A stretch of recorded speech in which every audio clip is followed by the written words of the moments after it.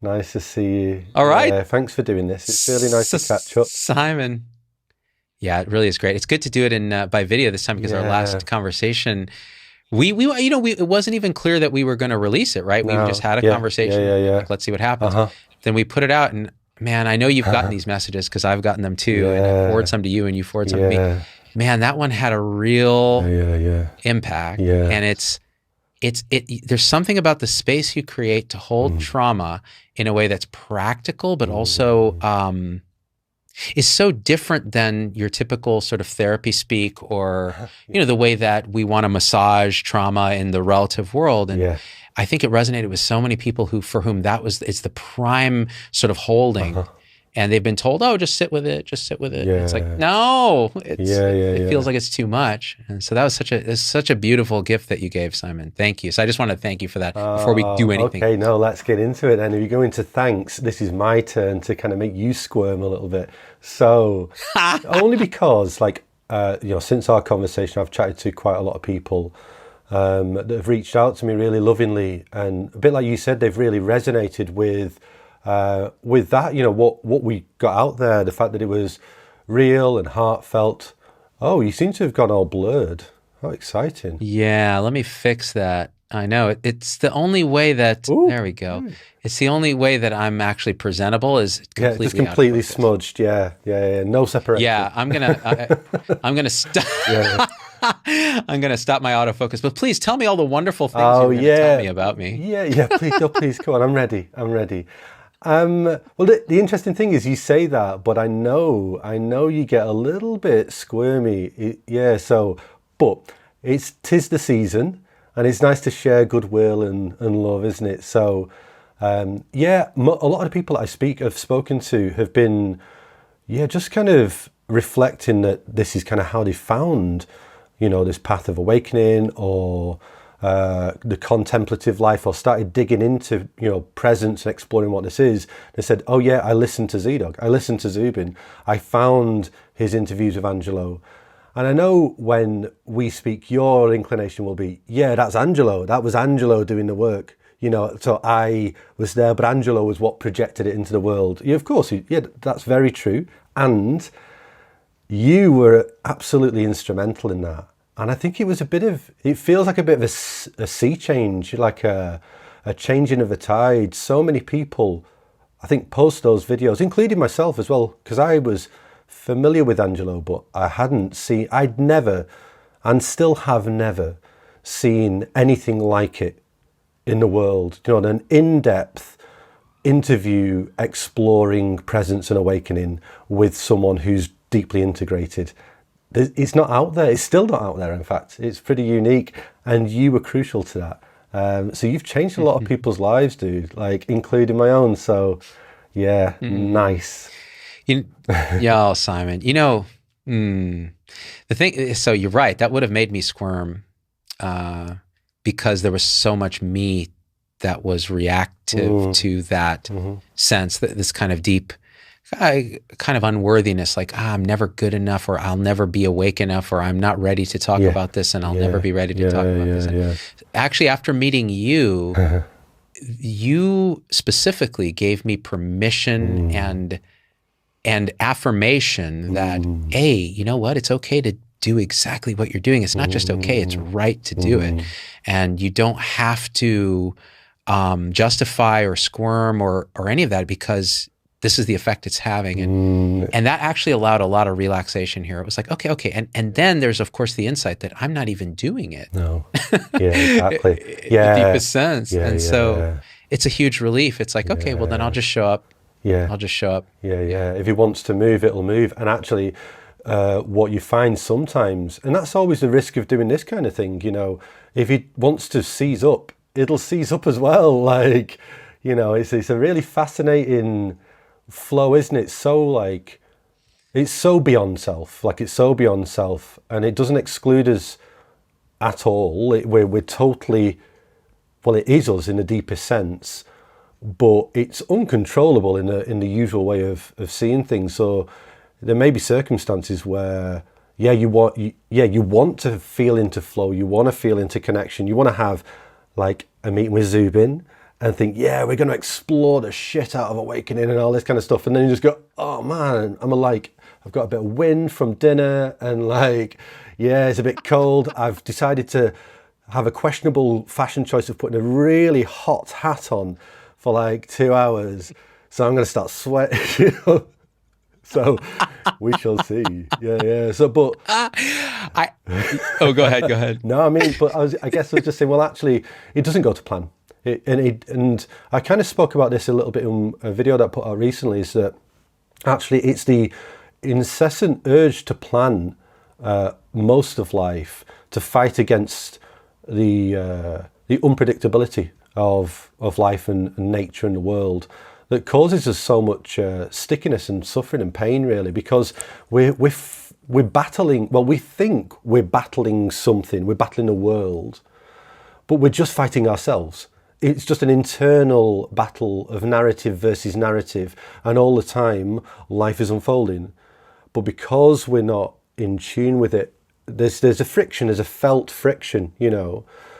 And the unfortunate thing is, because the habit's so deep, we go, oh, I need to try harder. I need a different tactic. Not, oh, I can let go into this. Actually, this is what's causing the friction. It's like, oh no, it's because I'm not good enough. I'm the one not doing this right. So I could say, look at Zubin over there in California. You know, he's got it going on, and he's got his shit together. So obviously, like, he's making life go to plan.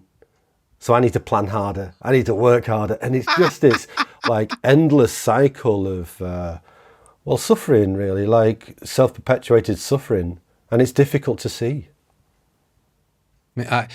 It's difficult to see, but you beautifully articulated it. And the thing is, this is the key thing. And what's interesting, as you were talking, I was thinking, it's funny, we're creating our own mind-created, consciousness-created, reflective worldview, and we're projecting it onto everyone else. So what you were describing, projecting onto me, he looks like he has it together, it's going to plan. I'm doing the same. Like, he seems so relaxed and everything is in flow, and I have to like all this equipment, and I'm worried about this, and do these things make me look like a total douchebag? And you're thinking, next time I'll plan it so that it'll be more together, and then we'll be able to get into flow. But it's not like that at all. No. It's a complete trust that everything is unfolding exactly as it should, and you're just showing up in a way you can't not. And it's that letting go of the struggle against what's happening and the struggle to plan, realizing that was never in anybody's control. This is just an orchestration beyond our understanding. Well, then you just show up. And actually this last retreat, this Angelo retreat in Carolina, that became so apparent. It was amazing. Like, I've been struggling. Like, how can you plan? There's no such thing as that. And for the mind that's listening, there's probably a lot of minds, right, Simon, that are like, wait, but I have to get from point A to B, and how can I do my job if I'm not like sketching out mentally what's going to happen? How do you think about that? How do you process that? Yeah, well, I mean, this is going to be kind of interesting, but I guess like, I know it's beyond paradigms, this. It is beyond paradigms. There's no real framework that you can put onto it. But actually, a reasonable... I wouldn't say paradigm, but like a reasonable ideal of how this can manifest is the Buddha, the Buddha's life. And if you think about his awakening story, it's so beautiful, like it's so deeply, deeply beautiful. But then if you think about trust, he then, from that moment of complete awakening and realization, he walked the land barefoot with nothing but a shawl on his back, an empty bowl in his hand and a walking stick in a jungle in India for the rest of his life, completely trusting that this is going to be okay. Like, we think about trust and we think about, oh, can I trust that I'm going to be able to go on retreat and not have like Kundalini overload? Or can I trust that I'm going to be able to pay the bills? Like, this is like trusting every second of his survival to the universe, second by second. And from that trust as well, it's hard to say his heart's desire, because obviously if you've had a taste of awakening, it's not his heart's desire, but the wisdom that wanted to manifest through him as the perfection of wisdom was compassion and giving, and it was meeting everyone he came across to try and free them from suffering. I mean, talk about like, just a beautiful, hopeful image. And also it shows you what's on the line, doesn't it? It shows you the stakes, really, because a lot of the time we think of this awakening path as being, okay, I can do it, but I'm going to keep that bit. I'm going to grasp that bit, or I'm still going to keep this little addiction, you know. And I'm not saying there's anything wrong with that. There's nothing wrong with that. It's completely natural. But it shows the level of trust for someone to just open to presence, to deep knowing presence, and then say, right, I'm going to walk the land for 40 years and trust the universe will give me what I need to help people unbind from suffering for the rest of my life. And I've got not a penny or a grain of rice. It's like, wow, okay. That's trust, isn't it? That's trust. Yeah. That's trust. You know, it's beautiful. And, you know, something as you were talking about that and pointing, it's such a beautiful symbol. That kind of trust, it doesn't, see, for the Buddha, that was exactly the trust that was needed, because compassion was how he was showing up. That's how the wisdom was coming through that instrument. Exactly. And for you or I, we may not know what that is, but the trust then is that it will manifest. It will show up if you allow that. And even the you allowing that is tricky, because there's a sense of doership. The trust is really that, like, the next thing that happens is absolutely perfectly okay, and is going to be exactly right. And that's so against everything we're societally conditioned to believe in thought. Like, no. There's a me pushing against a world, and if I don't push, if I as the individual don't push, nothing is going to happen the way I want it. And from the standpoint of any realization, actually, that's clear. It's like, wow. The good news, like, you just can start laughing, because the good news is it was never like that. No, exactly. That was always just part of the unfolding. And what's actually happening is just absolute, indescribable, perfect. And it can show up as like absolute compassion for suffering of beings that are still, their attention is in this sort of delusive pattern of thought that says, I could have done otherwise, or I should do otherwise, or I will do otherwise, time bound and all that. And your heart just opens, and then you just do the next thing. But the trick is, that doesn't mean, so part of that trust is trusting when we slip into that delusive state. Oh yeah. I think there's this misapprehension that's gone forever. Well, I really like.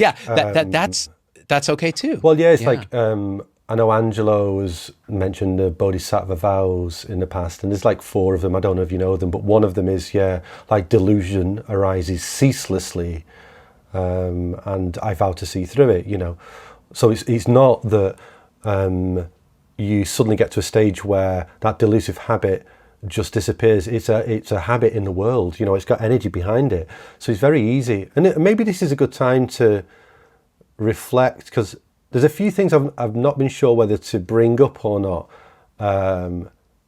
because, well, I mean, you've seen how I like to be in the world. I want to kind of foster connection, really, because that feels like the way. That's, for me, that is the great way. Like, that is the way of, the way of peace, you know, the way of connection, love, interaction, compassion, kindness, joy, equanimity. All of these things is connection. But there seems to be something I'm seeing online, let's say, we'll just leave it at online. Yeah. And it's people that have been engaged in the awakening process, and there's pretty deep stage realization. But then there seems to be this, how do I describe it? Almost like this narrowing again. Like, it's almost like I don't want to say necessarily it's delusion tricking people back into delusive thoughts, but certainly if there isn't vigilance, and it's not a vigilance of striving, it's a vigilance of awareness, a vigilance of mindfulness, you know, a clarity of wisdom. But if there isn't vigilance throughout the path for the rest of our lives, in fact, then delusion can grab hold. And we've seen it in many like religious teachers, spiritual teachers, but I've seen just a few people, actually, it's starting to sound a little bit mean. Some of what they're saying is sounding a little bit like mean. It's like meanness shrouded in awakening. So I'll give you an example, like not an example, like a metaphor. That might picture it. So imagine you're stuck down a well. You've fallen into a deep, deep well. It's pitch black, it's cold, you're trapped, you're scared, you're hurt, you're alone, yeah? And then you hear a voice from the top of the well. And that voice says, oh, wow, you're in a well. And you go, oh, yeah, help me, help me. It's like, you just need to choose to get out. Like, yeah, I've been trying. Yeah, but that's because, that's just because you're deluded. See through the delusion of being stuck and get yourself out of the well. It's like, dude, I am fully broken. I can't see. My leg's shattered. It's like, well, I can explain to you now for the next half an hour from outside the well all the ways in which you're deluded, and then get out of the well. So that's one aspect. And can you see the difference between, for me, what compassion feels like is, I see you in a well, I get in a well with you. I sit next to you in the dark and I say, this well is shit. What are we going to do? Let's come together. Not even what we're going to do. How are you? That's it. How are you? I'm next to you. And yeah. And you're where they are. Exactly. You're where they are in the well. You're there. And we exactly may their never position. get out. Yeah. We may never get out. Yeah. But we'll do it together. Yeah. And that's it. And it's such a simple little thing. And this is, for me, this feels like the fruition of the unbound heart through awakening and deep realization, and as opposed to kind of it's like a clear wisdom that's very kind of icy almost. Like it's definitely, you can see through certain delusions, but it's like, okay, well, you've woke up, now what? What are you going to do? Okay, so you don't get anything for waking up. You don't get anything. In fact, you lose everything, really. So what are you going to do? How are you going to live your life? How are you going to meet the world? Are we going to tell people how they should be different? Or are we going to meet people where they're at with an open heart? And for me, well, one feels alive and full of love and connection, and one feels, well, still a bit delusive, really. It just feels like, like... You know, I don't know if any of that resonates, but... every single word, because every time I open up YouTube and the algorithm feeds me something, I'll watch a few minutes of somebody, and some are very clear, and but then the others, I think my word for it is so there's delusive thought, right? There's fixation. There's still the appearance, and this can happen at any time, and it happens ongoing. That's why that vigilance, that mindfulness, that self-compassion needs to be there. There's a fixation that there is one right way that someone should be, that I should be, that the world should be. And reality, when you touch into it, even glance into its nature, there is no way it wants to be. It wants to be exactly as it is. So if that as it is you at the bottom of a well with a broken leg saying, I will never wake up, I am so hurt, and everything you say about delusion feels sterile and shamey to me, that I'm not good enough to see through this delusion. And I'll tell you, and I can say the reason I resonate with this so much is I went through a strong phase of this sort of fixation where it's like, oh, this is reality. Can't you see it? All your suffering is optional. Why? Why would you not see it? It must be that you're just karmically not ready to see it. Oh my God. And then I feel into myself and go, well, there's my suffering. It's still there. It's worse than ever. There's parts of it that are totally fixated. So I clearly haven't allowed, I haven't felt, I haven't been with myself where I am. I'm trying to hold myself to an ideal that is fixated. Like, oh, no, emptiness. And it goes back to what we said before. It's like, oh, but that guy's got it together. So I need to be better. I need to try harder. And none of that's rooted in none of that's rooted in really in allowing and love and compassion.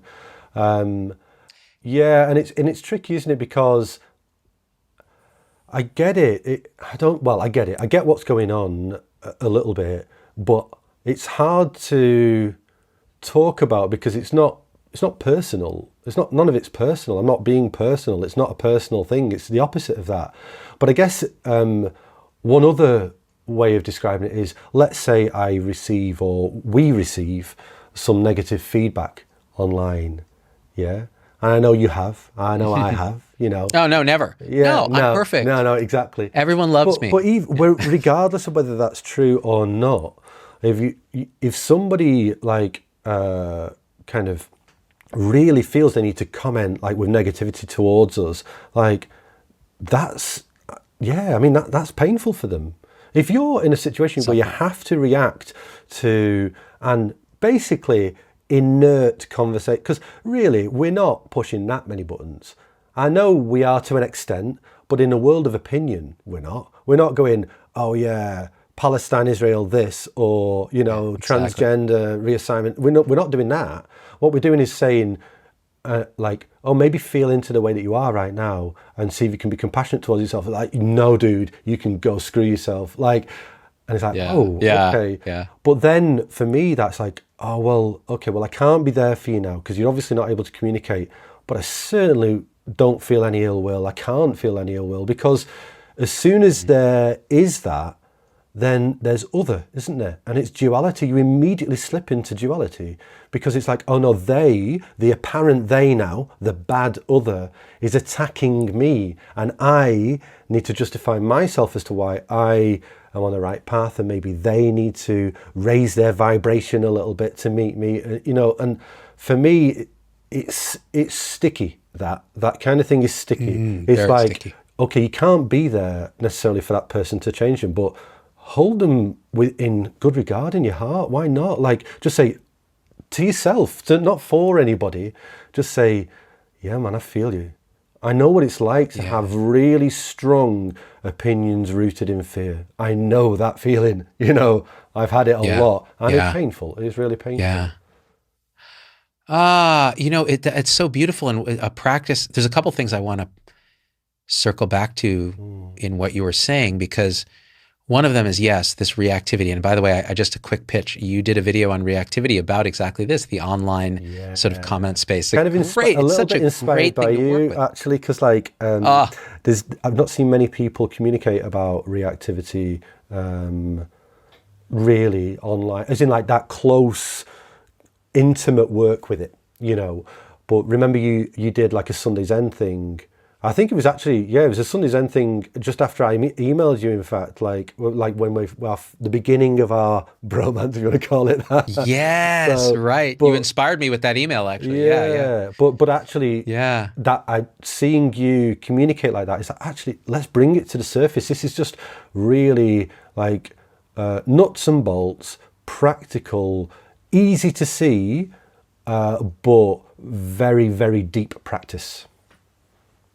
Yeah. And exactly. And having done that practice, say with road rage or traffic, turning it onto the online space, now it's almost automatic. So what'll happen is, I can just tell you my experience, like there'll be a comment that it's something about a spirituality thing. So now it actually matters to me, because if it's about medicine or about vaccines or about COVID, listen, I've been through all that. Everybody's opinion is wrong. There's no right opinion at this point. But with this, there's a subtle sense of ownership of this, because this is the direction that I really am passionate about. It feels like where things are going. And so the comment will say something like, oh, I don't like the way you pointed here, or you're too much bound in thought, whatever it is. And so instantly there's a feeling in the body of, it's a kind of contraction, a subtle pulling back, and then a tendency to want to jump into thought and start to justify, defend, or process this. Now, instead, what happens is almost instantly, it's like, oh, I got a trigger here. How about that? Let me feel what that is. Yeah, beautiful. Oh, it's right here. And it's like this energetic. And if I really let it go, if I really dive into it, it's a little scary, but oh, it's like shame and unworthiness. And then it's like this gratitude arises after you really feel that. Maybe you cry, maybe something emotion triggers. Then you're like, this person just gave a gift. And then you realize I was just projecting my own thing onto this person. And then you feel into what the person's suffering is. And you're like, this poor person, like they're seeking, they're in the bottom of the well looking for a way out, just like all of us. And think of how much it must have triggered them and their emotion body that they went and started typing into YouTube. Like, this is not some kid who's sitting in a basement somewhere. This is probably a high functioning adult who saw this video and felt so compelled. And so then this compassion. Now, the other thing with that, when you were talking about this, it made me think. So we were talking about these spiritual teachers on YouTube. There were two different responses that came inbound to me about Adyashanti, who is, this legendary spiritual teacher. Deeply realized human, Deeply realized being. And, when Angela talks about Adya, it's like, he sounds like a fanboy. It's like, this guy is like empty. I mean, it's all nice, get-go. isn't it? Because like, I don't know if Angela would agree, but he's kind of like, almost like a progeny, in the way that he writes. Certainly when I read Awake It's Your Turn, it's just like it's like hearing Adya's style with Angela. You can tell that Angela's had a influence. Well, not just an influence, but like a deep connection. And that's like compassionately and lovingly coming out in Angela's communication. So he's a beautiful teacher. And Angelo's spent time in Adya's presence has described some of it to me, and it's quite clear. And if you read Emptiness Dancing or one of Adya's books, it's so clear, it's kind of scary. And actually, again, a side note, and I'll get to the main point. I recently, at the end of Emptiness Dancing, there's an interview that Adya does with Tammy Simon about his own life. It's quite an interview. So the first time I heard it was some time ago on audio. Then I read it, and it always resonated on some level. I read it again just the other day after coming back from retreat, and my jaw was on the ground because everything he was pointing at was now a lived experience of mine. Not exactly, but so close that I was like, wait a minute. I never understood what he was saying.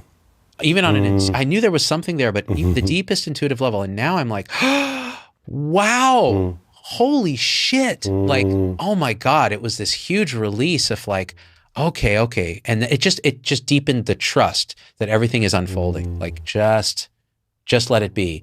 Stop pushing and pulling and thinking you know what you're doing, because you never will. It's this. So 2 responses to Adya's retirement letter where he said, listen, guys, I think it's time I stop teaching. And sometimes it just becomes clear, and I've learned to listen to this voice of the years. And so one thing that's been happening is this chronic pain and a lot of very bad physical karma and a kind of PTSD that has happened from this. And I feel like I need to sit with this and so on. And so there were 2 responses. One came inbound to me from someone I know, and they said, man, I was so angry when I read Adya's letter because I feel like, these fucking gurus are lying to us. Here they are suffering. He had chronic pain. He had this, he had that. And he's sitting here saying, the absolute. Wow, this and that this. is intense. And here I am fucking suffering and wondering why he's so perfect and he's not fucking perfect. And the anger was coming off the page. And the thing is, I felt it too. I felt into what he was saying, and I felt exactly what he was feeling. And I responded from that place of understanding. I go, I know why it would feel this way. Absolutely. I understand what you're feeling. It is horrible to feel like there's this perfect thing, and then that veil is stripped away, and you realize we're all humans, right? But, keep going, don't give up, etc. Then the other inbound was someone I met at retreat and I met with recently. And she said this. She said, when I read Adya's letter, it was this massive, joyous relief because I knew what he was pointing at already, which is there's never an end to the human experience, and there never needs to be. And the fact that he could have PTSD and still have such realization and such clarity shows me that I will never have to strive for this asymptotic perfection. I can just let it be and let realization be. And if that shows up as PTSD, if it shows up as some suffering, then I can discern it and let it be.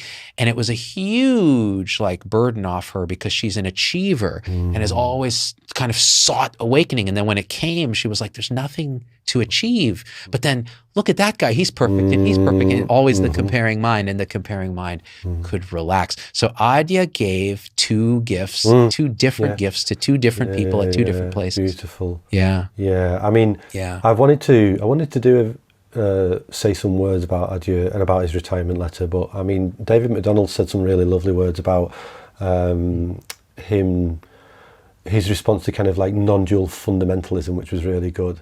But I guess the other thing that I wanted to pull out, which was different to what David pulled out, was exactly what you're talking about, is the human manifestation that we share. This is what you get. This is what you get. You don't escape it. You don't like suddenly wake up. Well, the only thing you can wake up to is your humanity. That's it. That's all you've got to wake up to. That's it. There is yes. nothing. And you can recognize how that humanity is not isolated and separate from nature. It is a force of nature, and you are it. So yeah, of course. But it's deeply human, you know. And actually, what's really interesting is that because of the pain his body suffered, whilst he was deeply awakened and deeply realized, his nervous system went into post-traumatic stress disorder. So it points to the fact that actually there's real care that is just practical, kind of got nothing to do with awakening. It's just about looking after this being that we can do that will help us becoming overwhelmed, traumatized, disconnected, distant, and suffering from chronic pain.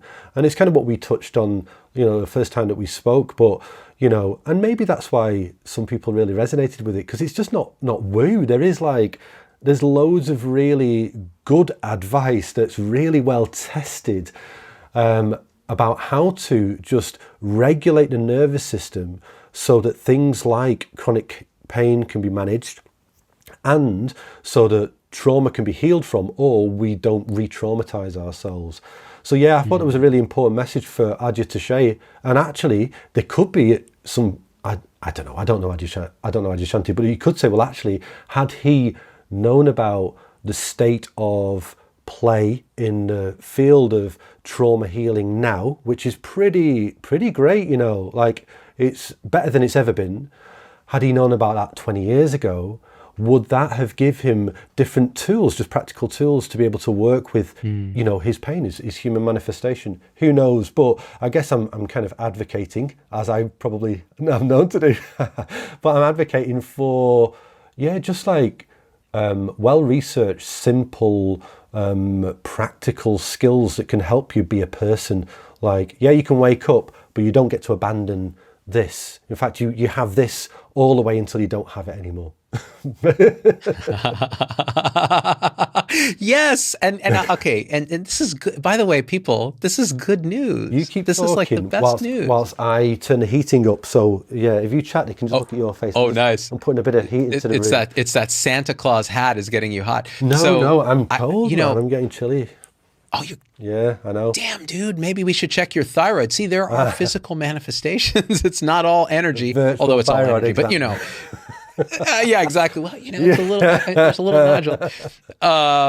Man, so this is great news because, okay, the insight, like, and I can speak only from my own experience and then from talking to the limited number of people that I interact with, increasing every day, because now I find, I don't know, Simon, like since retreat, it's been so clear that like there's a showing up for others that is very different actually, because before I was so focused on, I have to get clear and wake up so fully that it's so beyond any doubt that I can open my mouth about it to others.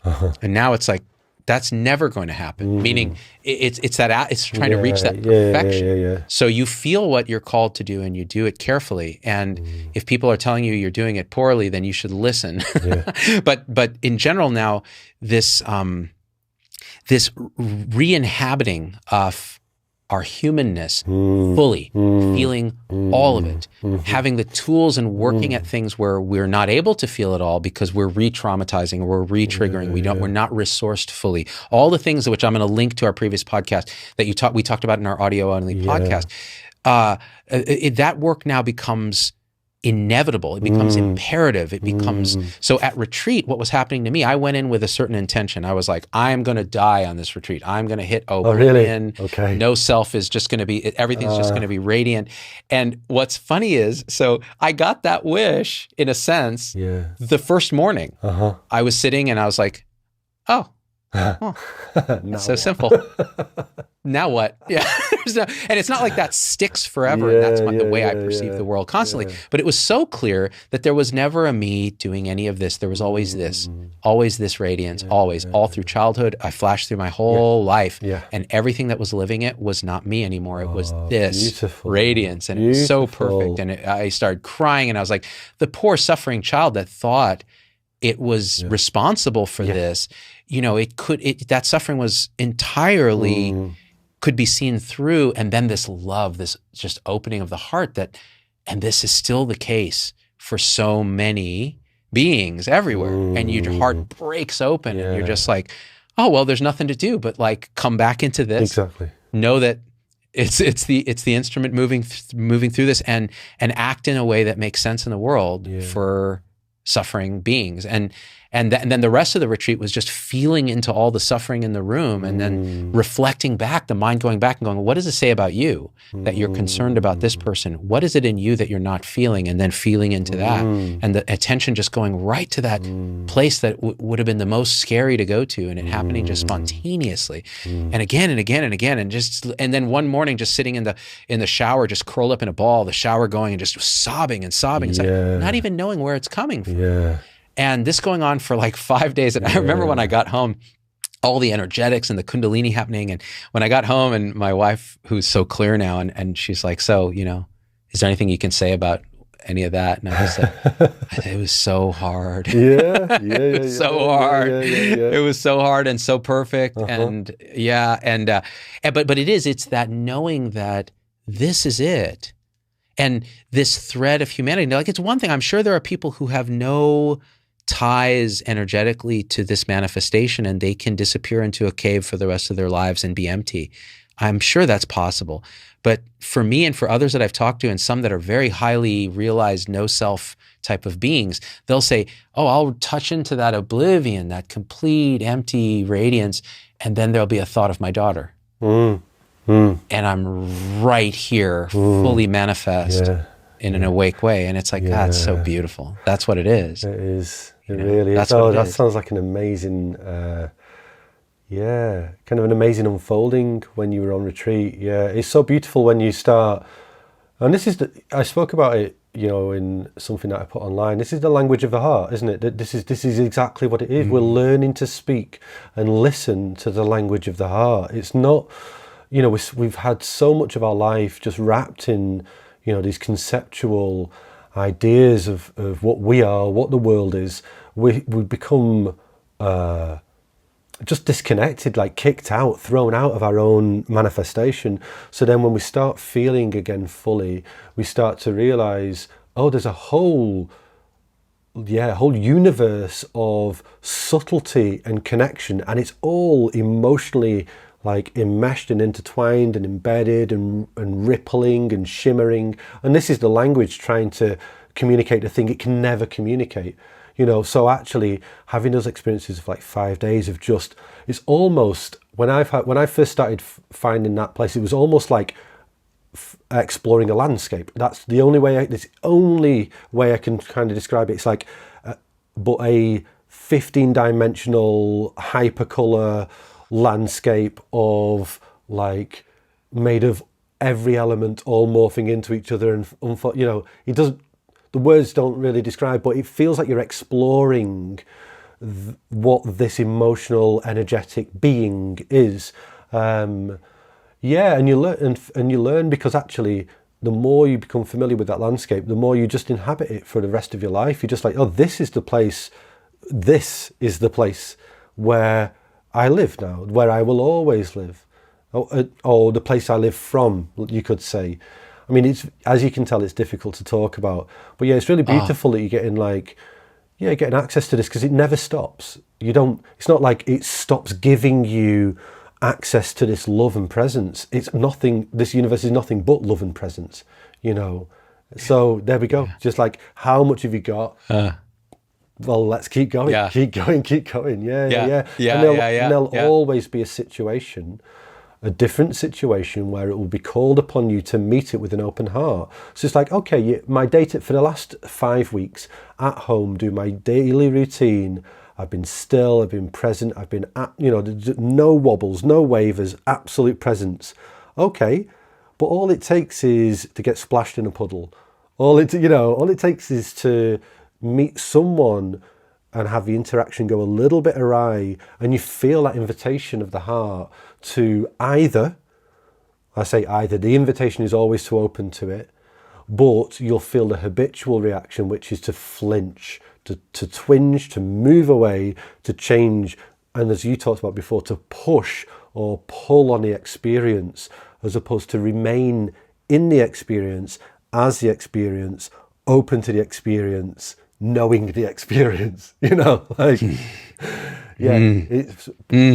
it might sound, and for those, if anybody watches this, and for anyone listening, I know it might sound a little kind of paradoxical and a little bit strange when we start. It almost can sound like word salad a little bit, like you're falling over yourself. Yeah. But you don't have to worry about that. You can just simplify it down to exactly like you said. What's right here? Can I be with it? Can I open to it? Where is the love? And if you just go there again and again and again, you will find the resources that you need to live a loving life. That is so beautifully expressed, man. Yeah, it's funny because I'm right there with you as you're talking, and I know how that shows up as word salad because I've experienced it as word salad, as a Hallmark card or a greeting card or a platitude or a cliche. Yeah. And the truth is, no, it's what everything you said is exactly correct, and it still can't even touch what that is. Now, one thing that you mentioned is we're trapped in this manifestation. We're excluded from the manifestation by the conceptual mind that wants to label everything. And one of the realizations that occurred that first morning when I saw things, and I've seen them before in this way, but this was as clear and stable and unmistakable as it could possibly seem to have gotten, although I'm sure it goes even deeper. It was a sense that it's when this mind stops labeling, and the labels are just seen as label, and there's nothing happening but what is happening exactly as it is without any addition or subtraction from the conceptual mind. Pure presence with what is in a open, trusting, loving position, orientation. Then what has always been here, the kingdom of heaven that is spread upon the earth, is seen. And it's just like, and it's so simple, it's so clear, and it's so without mind that when mind returns to try to tell a story about it, it can't even remember what it is. It only tells a story of, I saw something crazy. But it can't say what this is. Even right now, you can't say what this is. Yeah, it's so wild, isn't it? Because if I was to talk, it's really interesting because at a certain point, you stop reifying any experience. In fact, any experience, because like if I was to talk about my meditative experiences as an example, experiences in meditation, like how do I describe this? It's about as wild as anything anybody could possibly imagine, like a lot. It has been that. But it's all just experience. It's all like it's not, and it's not important, as in like it does have value because it's valuable, isn't it? What's happening. It's what's happening. Yeah. But it's not. Yeah, you can't grab any of it. It just comes and goes. It's like every other conditional experience. It just comes and goes, and that's not where the peace lies. It's really beautiful. So, I mean, we've spoken a little bit about Dzogchen. I won't talk too much about Dzogchen because it can be a little bit, what's the word? Exotic, maybe, because it's quite odd. But you might have seen like a tanka, which is like an Indian picture of some Buddhist deities in, I say deities, they're not gods, by the way. They're just bodhisattva figures. So bodhisattva figures are like emanations of facets of awakening, really. It's like moving beyond the linguistic side of things. Well, how do we represent total compassion, for instance? So then you have a deity to kind of, represent that. It's like it's more esoteric. But yeah, so in Dzogchen, they talk a lot about exactly this, tapping into that presence which is indescribable as the heart essence of this, is in they call it like the primordial, self-aware, naturally perfected state. That's what Dzogchen is, the perfected, self-perfected state. But that's the essence of this. However, the nature of this is movement, or the nature of this is manifestation. And nature and essence are never two. They are the same thing. Form is only emptiness, and emptiness is only form. So, but what can happen is, and I think this is maybe what's happening a little bit in the wisdom teacher people that are really into trying to explain the wisdom side of this. It's like, okay, but how are you going to manifest? Because in a lot of the teachings, they talk about, well, the natural manifestation of presence and truth is movement, is thought, compassionate action. You could say dancing, singing, playing as life in life, and then collapsing back into the nothing stillness, and then, it's indescribable, really. But you can't, they would say the darkini aspect, which is the sky dancer, that's the movement, and then the guru aspect, which is the clear seeing, the wisdom. So the guru and the sky dancer are never separate in Dzogchen. They're not two. Well, obviously they're not two. There's never two. But it's the guru that points the way, the great way. The guru is the knowledge, and the darkini sings. It's like, okay. Yeah, so you've got this beautiful interplay, and yeah, it's learning to re-inhabit the movement again. I think when we're practicing and when we're discovering awakening, we're trying to get out of this delusive movement of mind, which is trapped in identification in thought, and we're trying to sink into the empty, still nature of this, the still nature of truth.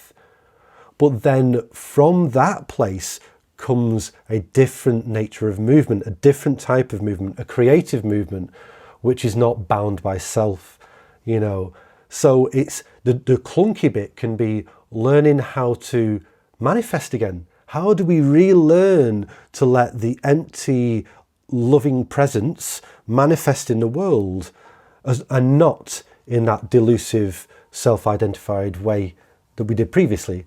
And I think you've probably felt it a little bit in your life. Actually, I'm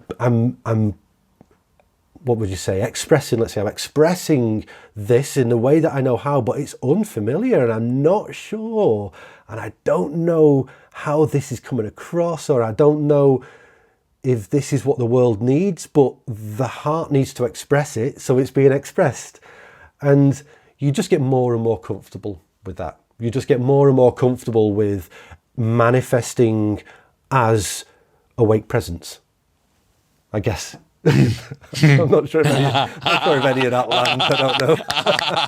I'm like a baby that's just like, no, man, wow. And these are the things that are often missing, I think, from like these subtleties that are often missing in some of the more modern non-dual online teachings, is because actually these teachings, including Advaita, if you think about Advaita Vedanta, I'm more from a Buddhist background, as in a lot of the practice I've done is Buddhist, but it's pointing to the same truth, really, just this truth. But even in Advaita, like Advaita Vedantic text and teachings are amongst the most numerous and the oldest in existence. There's a lot to be gained from that, but you don't hear a lot of that spoken about. You hear this kind of one manifestation of what non-duality is, let's say, but actually read the Upanishads, you read the Bhagavad Gita, like go in there, dig around, like read the discourse of Krishna, and like it's incredible, like it's absolutely divine to read. It's so imminent. Yeah. It's so imminent. Yeah. It's not this detached non-duality that I think, again, it gets down to fixation. People fixate either, this is the whole middle way, Nagarjuna and all that. It's like, well, okay, there's all this empty primal nature, and then there's the manifestation. You know and of choose one or the other. Nagarjuna, do you? You know of Nagarjuna? Do you? I've got a consecrated Nagarjuna statuette that a subscriber of mine sent, who So was beautiful. worked with a Tibetan. Yeah. And you feel the energy coming off that. It is that integrate. It's like the form and emptiness and form, the same. That dance and the emptiness are, like you said, there's no two anywhere, and it's felt. And yet what we see and what the mind tends to create, because the mind is a fixation machine, is one or the other, or a little bit more in this flavor and a little, and these other traditions are, they're too this. So I like this. And that's all fine. At some point that happens always. Yeah, but of course. man, when the middle way is really kind of felt, then what shows up is maybe another example from retreat. So then I'm having this like complete self-emptiness, and it's everything in its right place. And wow, okay, couldn't have been otherwise. Walking around the grounds of this place, beautiful place, and seeing a sign and it says Infinity Way, and it feels like presence is speaking to itself and winking, like this hilarious cosmic joke, right? And so there's that. And then an hour later, feeling the worst, most direct manifestation of shame. And then the response to that is to suddenly grab these AirPods, put them in, and put the thing, hey Siri, play music, and off it, oh shoot, she's going to start doing that. And off it goes, playing random tracks. And intuitive dancing, like if anyone saw me, they would think this guy's having a seizure. And it was just pure movement that was saying, this is how you move to this music. And I think one of it was like Gangnam Style by Psy or something. It was just crazy music. And it felt so correct.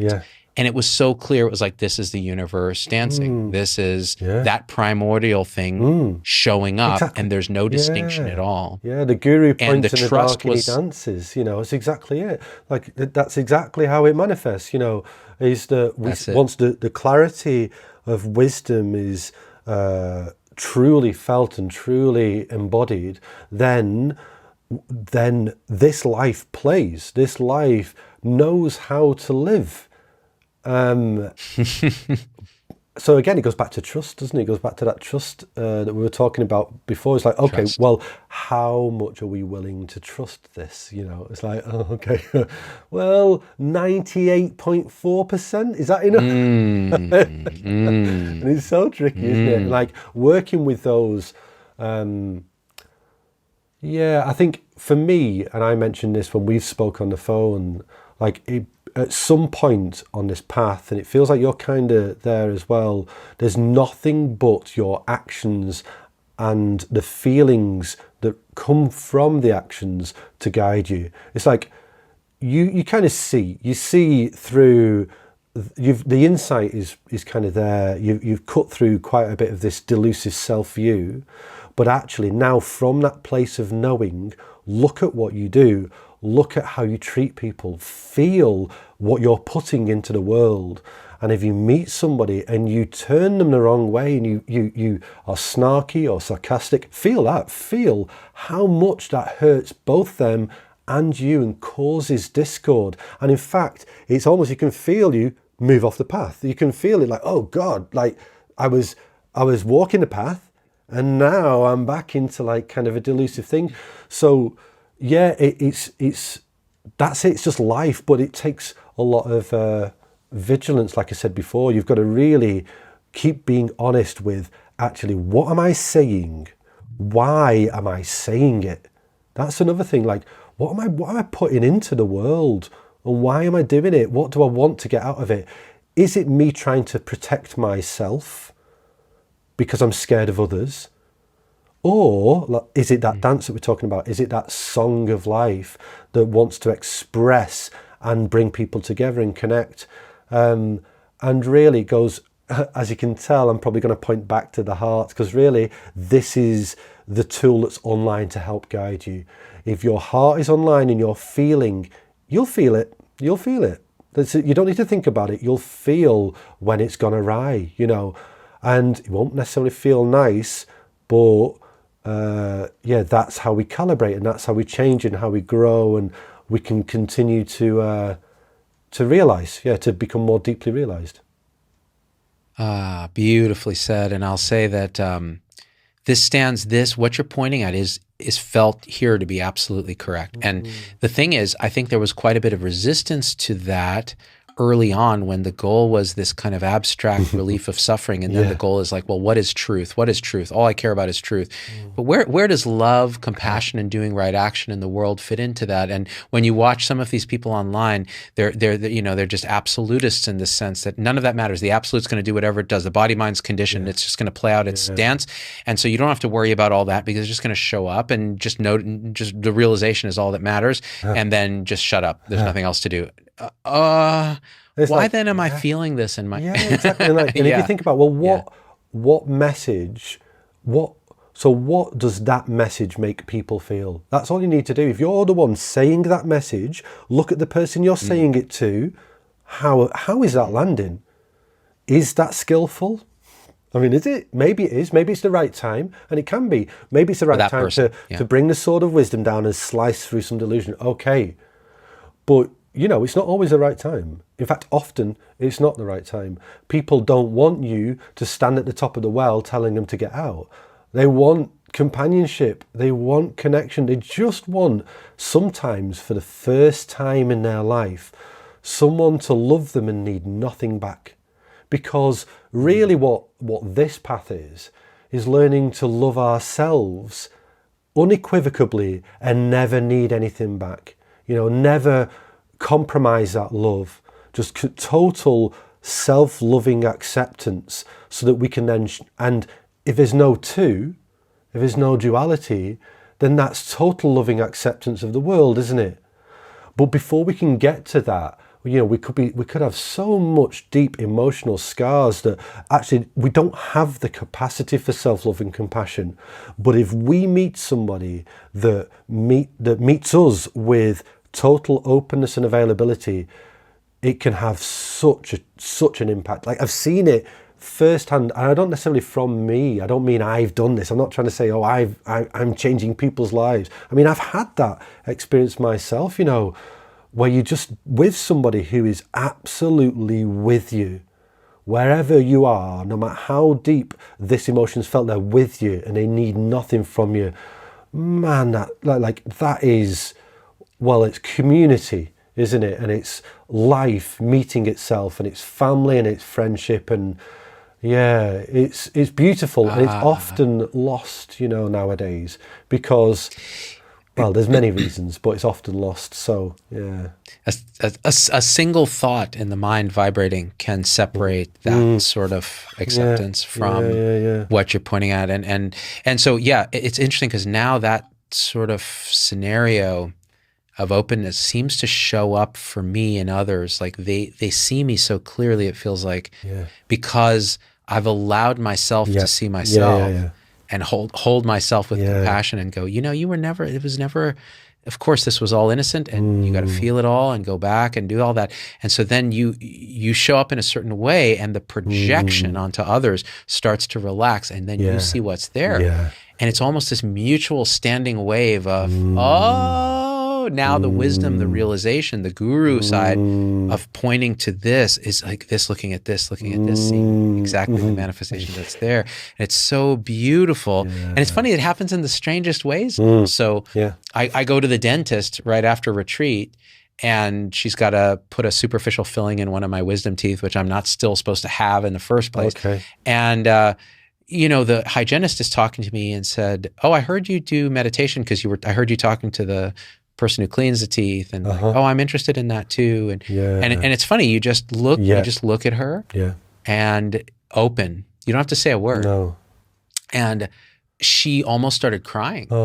Just from being seen that she's searching and why. And so you just open, and there it is. And then I felt like, wow, she saw me too. It was so weird. I felt deeply seen. This is a stranger we've never met.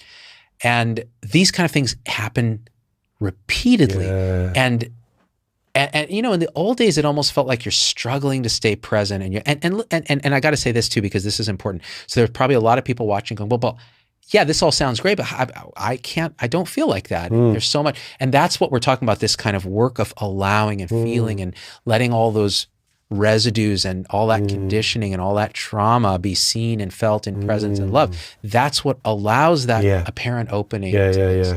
Yeah. And now it just seems to be self-reinforcing, whereas before you're constantly having to pour in all this like striving, and then at some point it becomes, and it doesn't mean you can't stay vigilant. You have to. And then it's like automatic. Oh, you're right. When you do something that creates this signature of suffering, which now you're so attuned to because you've felt it in yourself so much, you see it and you know it, and you're like, this is not okay. Like something has to happen. And then you do the next right thing. Maybe it's apologize. Maybe it's make an intention that says, I'm not going to do that again. Or what is it in me that triggered that? Looking. Yeah. And this is, like we said before, like this is the nuts and bolts of the work, really. Like a lot of the unbinding process, it is kind of simple. It does take presence and vigilance and kindness, but you don't have to be complicated. You've always got what's right in front of you. Like what's right in front of you is always enough to work with. It's always enough to work with. You don't have to find the deepest samadhi state under a tree, like with a setting sun, like on a Japanese shoreline. Like it's not, you can just going like standing in line at the post office. That'll do it. There's plenty of suffering there. Go there. Like you can keep it real simple. And just feel into how am I trying to run away? And actually, why am I trying to run away from just basic life? And then also what happens is when we start incorporating the heart, we start recognizing, and it's not my fault really that I'm trying to run away. I'm just trying to be safe. I'm just trying to find safety, and these are the tactics I've used in the past to do that. But now I see, they don't really work. I go here and I go and just like send myself a little bit loopy, and then maybe try and shut that off with other activities, distractions, often Netflix or drinking a bottle of wine or whatever. But seeing it for the first time and then not blaming ourselves for having these habits is just really important. And actually, a lot of people might say, well, that's kind of like basic stuff. That's basic awakening stuff. I'm past that. It's like, trust me, you are never ever past it. Like life will keep challenging you, and you need to keep feeling. And all it is, it gets subtler, but you imagine that this is the open heart. All it is you just feel where it goes, just closes, just has a shimmer of a close. Instead of me being present and open and available, something's said and the heart feels that reaction. And if I don't feel it, if I'm not aware of it, then it reinforces. This is how habit is formed, isn't it? Like it just keeps reinforcing the habit. So we need to keep aware and keep with the work that we're doing. And it's emotional and it's energetic. But so don't think that, okay, well, the basic watching our mind whilst being slightly frustrated, that's easy, basic work. It's like, it can be, but it's also basically it. It's basically all you need to do. Because if you can be free of that reactivity, there is freedom, total freedom, absolute freedom. Absolute liberation beyond the descriptions. Like the peace that passes all understanding is here. Okay, so a couple things. Oh man, so beautiful.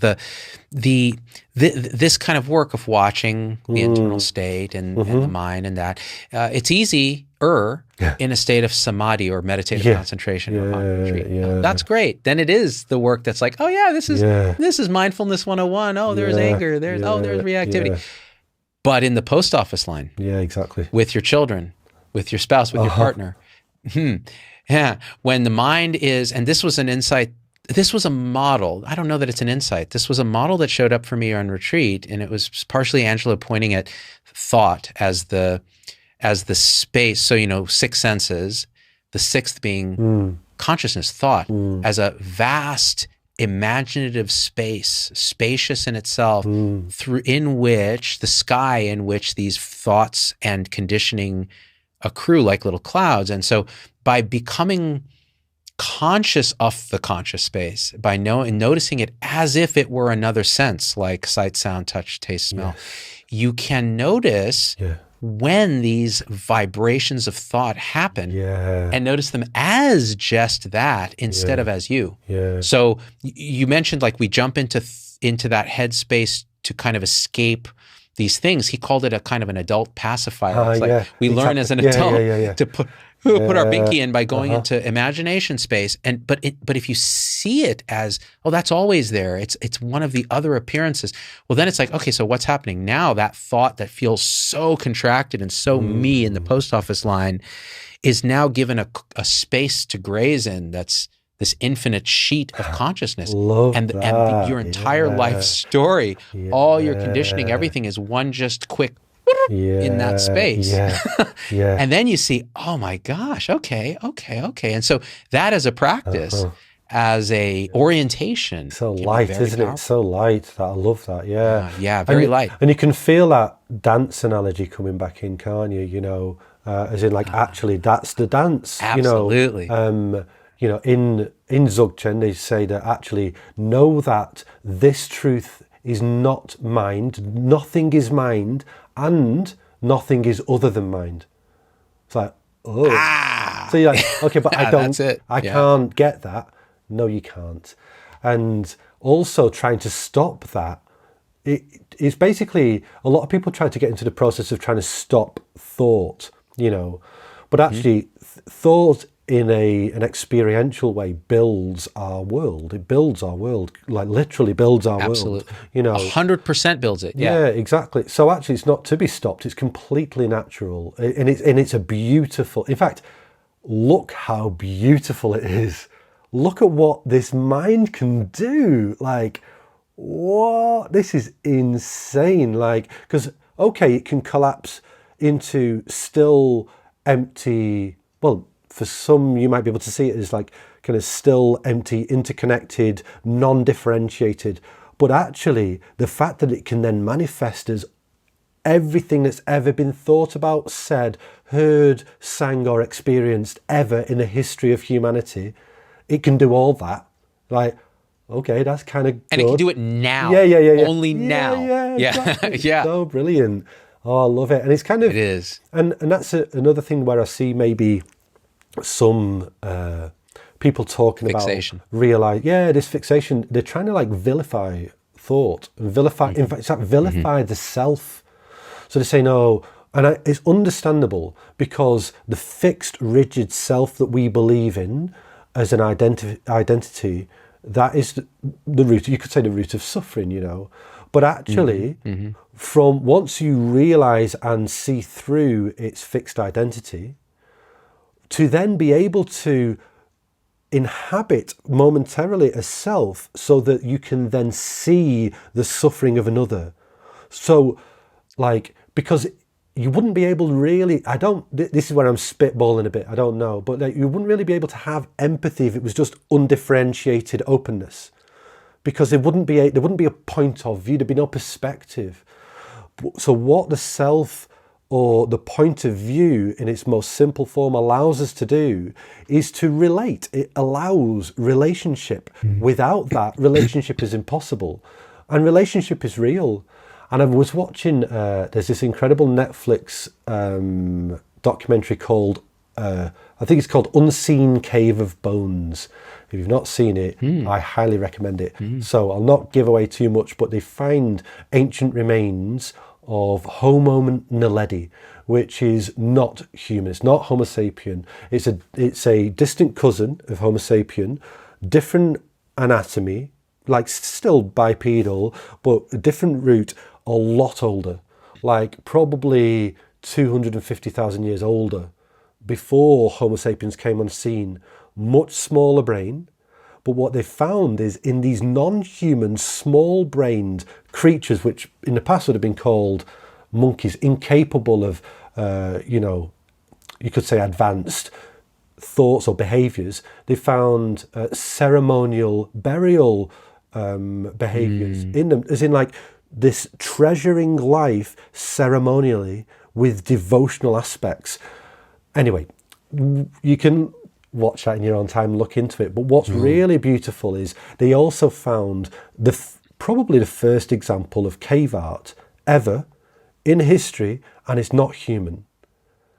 And not only is it not human, it mimics human cave art. The first human cave art. And the first human cave art is a hashtag at an angle. So you've got two lines to create perspective. That's it. It's the very first abstraction that's been seen is falling into a point of view. The dawn of, and this is, I'm improvising a bit, but it feels like from this perspective, from the awake perspective, as opposed to just being pure non-dual creatures, the natural dawning of a point of view, a self that can create a world. And how do we represent this? How do we show that this is what's happening? Well, we need perspective. So that's it. The very first art that's ever been found anywhere from humans, well, from anyone really. That's it. It's not straight, it's at an angle, and it creates depth, a point of view. It's like, okay, well, I don't know if any of that's true, as in the art bit's true, whether that's right, but it kind of feels like it, doesn't it? Like this natural arising of self-reference as a way for life to know itself better. Maybe. Maybe. Oh man, I love it. I love it. It's that first pulling back to be able to see, and that's why this. Your point about vilifying human consciousness as some kind of suffering machine, as something to be somehow snuffed out, extinguished, stopped. This thought matrix. That's not it. That is the dance of this, and like you said, it's beautiful and fantastic, but where it generates suffering can be discerned using it. And then also dropping into the pure presence from which it does emerge. And then when you notice that, then the clearing out and the seeing more clearly, the journey becomes much more instantly a challenge, because now everything has to be felt from a standpoint of, oh gosh, this is suffering, like it's no longer unconscious. And then that starts to open, and then it just becomes more of a flow. And then you have all the aspects of consciousness that can create a world, and you can step into that fully. And then you can also see it for what's actually there, which is indescribability. And like you said, I think some of the fixation that might happen in the teaching world may be people that really do reside more outside of that in the empty presence, and they can't inhabit, or they're not inhabiting that viewpoint that allows them to understand this person is not understanding. They can't understand in this way, and it's okay. Exactly. So be where they are. And then there's an energetic knowing that's actually undescribable, that is a transmission in that way. It's so beautiful, isn't it? And this is it points to, I know you've mentioned the Heart Sutra a number of times, and the Heart Sutra's full name is a Prajna Paramita Hridaya Sutra. So it's the heart of the perfection of wisdom. Yeah, exactly. So, and it's espoused by the Bodhisattva of compassion. So isn't it interesting that a lot of people talk about the Heart Sutra and they talk about form is only emptiness, emptiness is only form. So then in emptiness no eye, ear, tongue, nose, mouth. And it runs through the skandhas, it runs through the body. And what it does is it pulls apart form so that emptiness can be seen, and then encourages us to hear the song of emptiness, the great dharani, the radiant peerless mantra, the Prajna Paramita. And then from that point of perfection of wisdom, which is clear seeing as the absolute clarity, that's the clear seeing, but we still need to be, don't we? We still need to be. We can't just clearly see, we need to be. Well, how do we be? Well, compassion arises. This is why the Bodhisattva of compassion is espousing the Heart Sutra of the perfection of wisdom. He's saying once we're able to see the truth of empty form, we can then enter into form from emptiness, with spontaneous love and compassion available. And we can meet the suffering of all beings with total availability. And there's nowhere to, we know now, there's no delusive hindrance. There's nothing to cling to. There's nothing to be feared. So why not jump back into form again? You're not going to lose this emptiness. But, well, you can never lose the emptiness, but at that point it's known. It's just completely known. Like, so then there's no more, oh, I have to reside in emptiness anymore. You just allow, well, there's an allowing of life to form itself and destroy itself and form itself appropriately. And as it forms, compassion arises.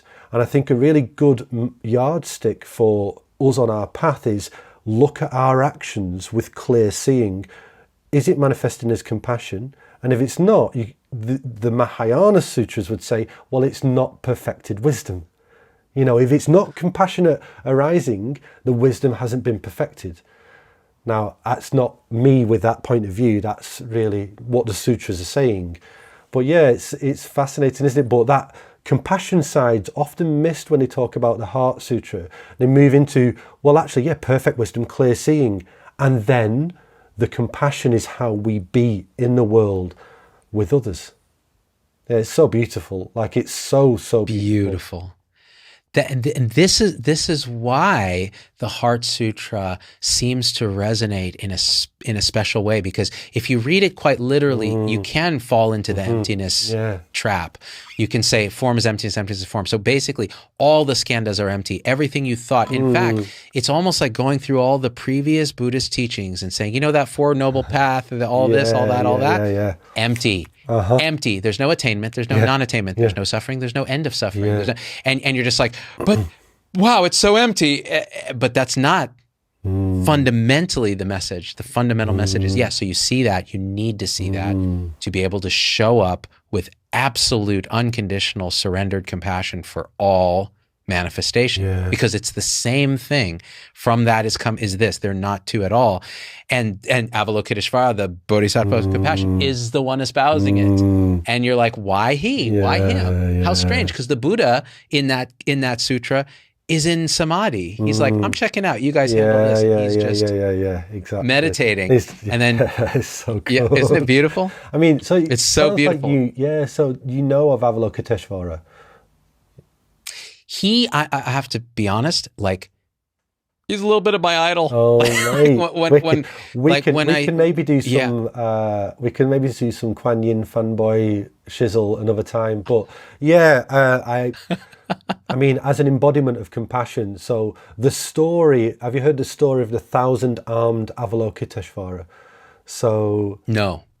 I'll maybe quickly point it out, only because it's a fun story, and it's kind of like this archetypal, esoteric, very visual kind of thing, but it points to the depth of compassion. So Avalokiteshvara, or Kuan Yin, Kanon, Chenrezig, in different countries is known as different things, or she's known as takes different things. Takes a female form. In Kuan Yin, exactly. Mm-hmm. So there's one which is the 1,000-armed Avalokiteshvara, but he didn't start off that way. He made a vow to work with, this is as an awakened being, he made a vow to the Buddha to work with all the beings in samsara and free them all. And should he ever get disparaged, may he be shattered into 1,000 pieces. So then I think he did it for something like 1,000 years continuously, and then noticed he'd only saved 0.001% of all beings. And he got disparaged and got shattered. Amitabha shattered him into 1,000 pieces. So Amitabha's the Buddha of infinite light. So, but from that, Amitabha then came to him and essentially said, right, well, let's put you back together again, but we'll put you back together with 1,000 arms fanning around the back of you. And in the end of each hand is an eye to see the suffering of the world in all directions. And in each hand is an implement of the Dharma, a skillful implement. So you have infinite skillful means to see endlessly the suffering of the world and tend to it with improvisation and skill. Whatever's needed, you bring. And he split his head into 11. So he's got 11 heads looking in at each direction. And Amitabha's head of infinite light which is the light of love, illuminating the world so that he can bring continual blessings to the world. It's like, so that's the guy that espoused the Heart Sutra. So that's the depth of compassion we're talking about. Like, it's not, oh, some guy who's into compassion said some stuff about wisdom. It's like compassion as a fundamental aspect of the awakened heart. Yeah, it's beautiful, isn't it? Oh, man. That was so beautiful. Wow. I'll send you some pictures. It's pretty cool. Oh, that's awesome. Yeah. Yeah, yeah. And this is, I think this is we talk about the Heart Sutra, we talk about the heart. The heart of this conversation, Simon, seems to be this. It's compassion. Yeah, exactly. It's the self-acceptance, knowing that journey inward to feel everything, so that then you can come back to this manifestation. And yes, there's insight, and yes, there's clarity, and yes, there's no self-realization. All that can happen. But from here, the radiance of compassion for suffering beings, because, and we've talked about this. I don't know if we've talked about this together in a podcast, but even though we can talk about this world as a kind of illusion, a kind of appearance, a kind of, they use terms like Maya and Samsara and all that. Yeah. That's all great. Suffering is absolutely real, because when this takes the confirmation of a separate being that is suffering, that is experienced as pure reality. That's what is happening. And it is urgent. It is taken absolutely seriously. You cannot wish it away. You can't bypass it. You can't say it's illusion. No. You respond with love and presence and everything you can. All the 1,000 arms have the tool to see it and to do something specifically in that way. And the only way that you can show up like that is by turning it inward first. I love it. And continually. Exactly. So... yeah, and Avalokiteshvara, I don't know why I said all that, but... you said it because this is what's expressing. This is the dance, isn't it? This is what wants to show up. And the two hands in the middle of Avalokiteshvara, he kind of holds the bodhicitta at his heart. So the bodhicitta is the wish-fulfilling gem of the awakened heart-mind. And it's that which allows the heart to be unbound. So no amount of suffering is too much for an unbound heart, because a heart is unbound. It doesn't fixate, it doesn't grab, it doesn't hold, it just opens. So actually, suffering can be met. And the beautiful thing about compassion is that, well, for a long time, I actually didn't know what it was. I knew what the word meant. I'd heard the word a lot of times, like, oh, compassion's that thing that you do where you make people feel a bit better. But then I remember the first time where I felt it. And actually, in the Buddhist scriptures, what they say is, well, compassion is a flowering of when unconditional love meets suffering. So that's it. That you don't do the compassion. The compassion, it just spontaneously arises. So the love acknowledges and fully allows the suffering, and then compassion arises. And when you truly feel, I know you have, I know a lot of people have actually, when you feel compassion blossom in the heart, it is the most beautiful thing I've ever experienced. And it continues to be that. And having had a life of not experiencing it, a long life of it being offline, to find this gift, it was like, oh, this is what human experience can be. Like, it can have this in it, this continual ripening, opening, blossoming, flower of love for myself and for others. Man, you kind of want to reside there, don't you?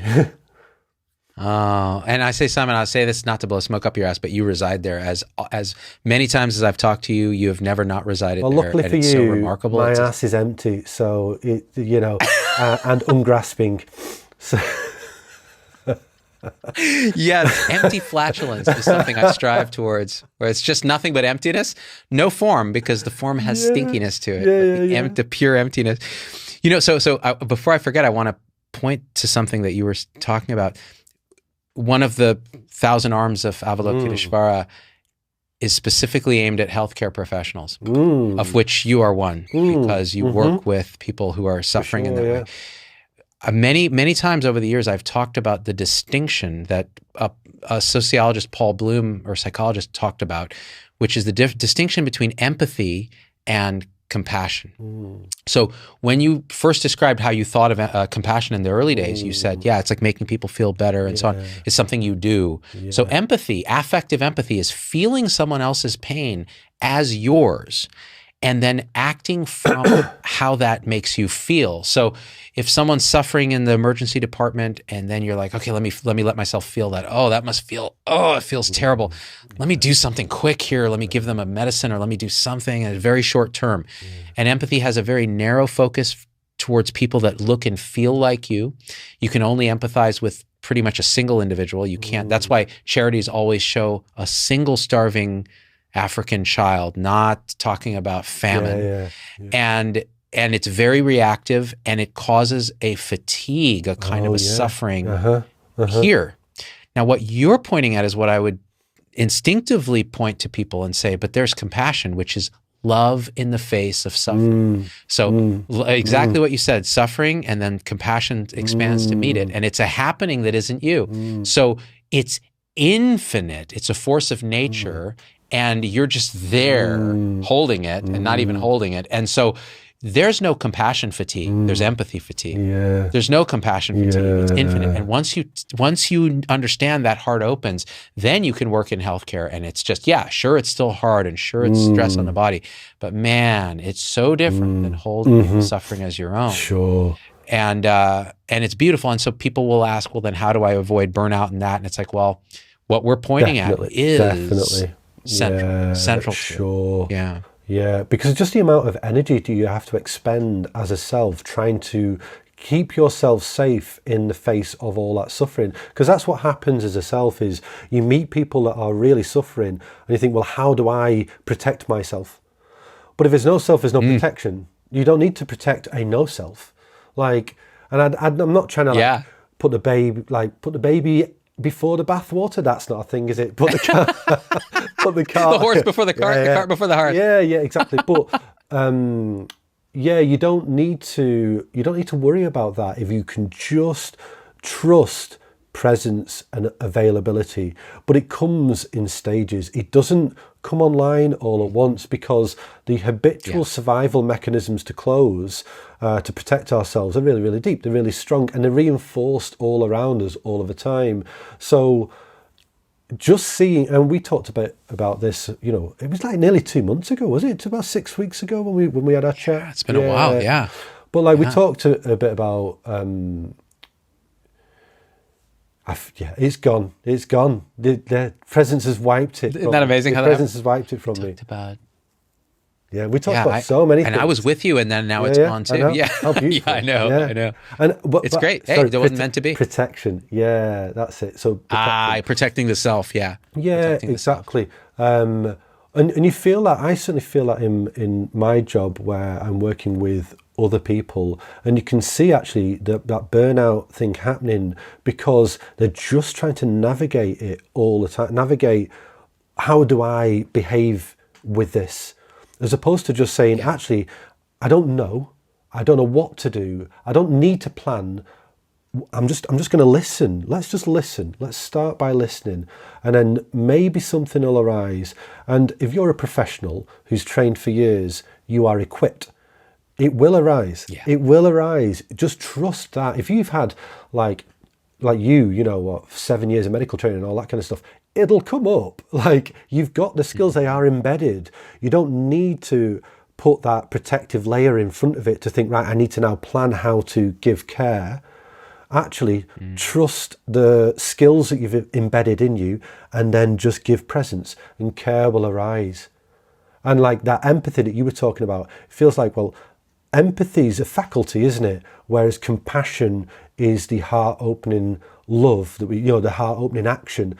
So it's like the empathic faculty is engaged, but then, as in, like, we're able to empathically connect, and then the heart can open, as opposed to, I just empathize and just stay in that. Okay, well, there's someone else, they're suffering. What do I do about that? That's a different thing from going, there's someone else, they're suffering. Yeah, I'm coming in that well. Yeah. Lean in. Yeah. Yeah. Open, available. Yeah. Exactly. Yeah.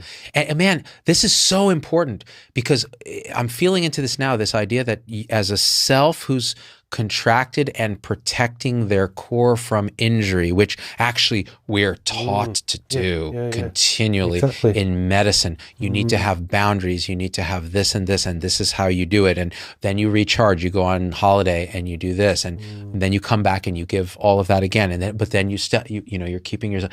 So that poor thing that's trying to navigate helping other people without getting hurt is so innocent. Oh man, it's doing I just the best felt it can. so hard because it is. It's so like it's such a poor thing. Like, oh, I mean, because I know you can remember what that felt like, and I know you can remember the number of years we fought and fought and fought as a person to just try to be enough, just to get a little bit of peace, just to feel a bit of safety.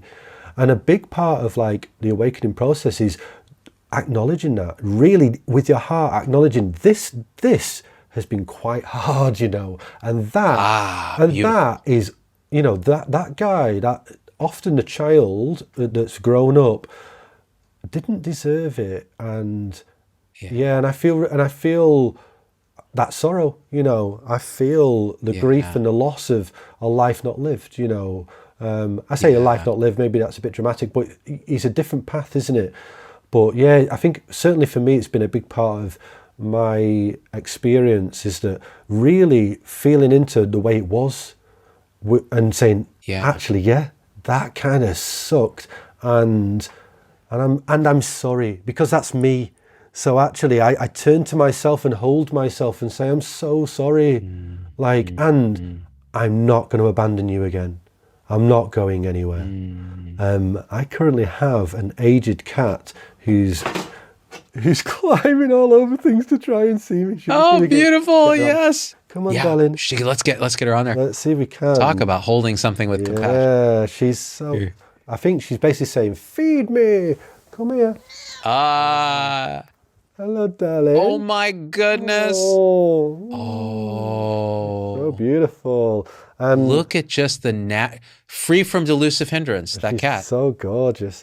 So what I'll do is beautiful. I can keep this on, and I think I can feed her at the same time. I'm going to go for so we can keep chatting because she will start meowing in my face.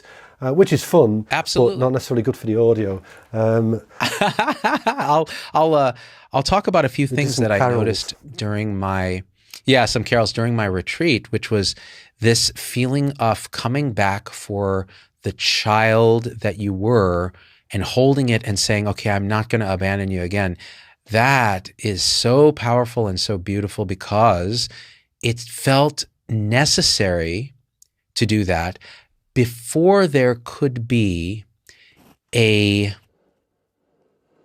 leaning into and an opening in a compassionate way for other beings.